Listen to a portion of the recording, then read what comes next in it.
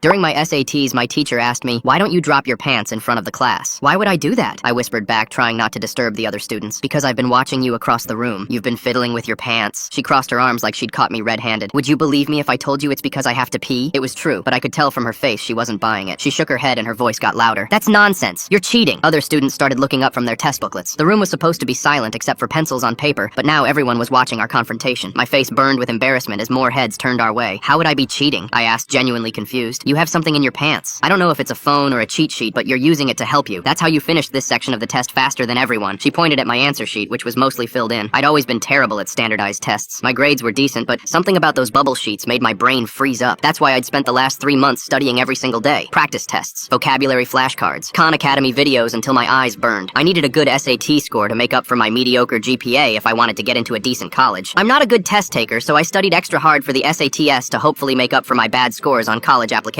I tried to explain, but she was already shaking her head. Mrs. Gordon leaned in closer and lowered her voice, but somehow made it more venomous. "Your parents are drug addicts. There's no way you had time to study. You probably sell drugs yourself." "That's an accusation." I stood up without thinking. My parents had their problems, but they'd been clean for 2 years. They'd gone to rehab and meetings and worked so hard to get better. For her to throw their past in my face like that made my blood boil. And accusing me of selling drugs just because of my family's history was beyond unfair. The other students started murmuring. Desiree, who sat behind me, spoke up. "He's been in the library every day after school. I've seen him studying." "Yeah, he's always asking me math questions," added Carter from across the room. More kids chimed in defending me, but Mrs. Gordon wasn't having it. Her face got redder, and she raised her voice over theirs. "Unless he drops his pants and shows he doesn't have anything, I'm reporting him to College Board, and he will face numerous academic penalties." The room went silent. Everyone stared at me, waiting to see what I'd do. Getting reported to College Board meant this test wouldn't count. It meant colleges would see an accusation of cheating on my record. It meant everything I'd worked for would be ruined. Fine. I was so angry I could barely speak. I stood there in front of 30 other students and undid my belt. My hands were shaking with rage and humiliation. This was insane. No teacher should have this kind of power, but I couldn't risk my entire future on principled stand. I dropped my pants to my ankles, revealing my Rick and Morty boxers. Some kids gasped, some girls smiled, others looked away, but then something fluttered to the ground. A folded piece of paper fell out of somewhere and landed between my feet. I stared at it in shock because I had no idea where it came from. It wasn't mine. Full story on channel link below.